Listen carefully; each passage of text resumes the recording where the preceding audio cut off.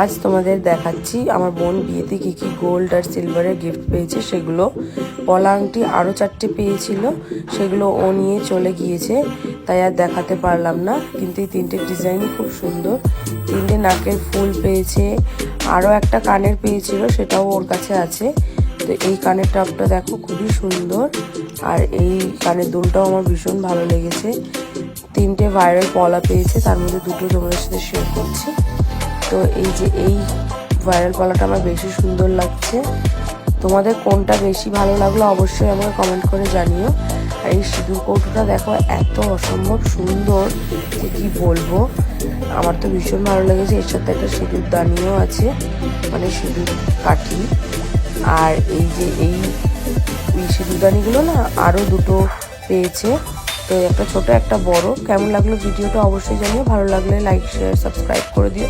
By.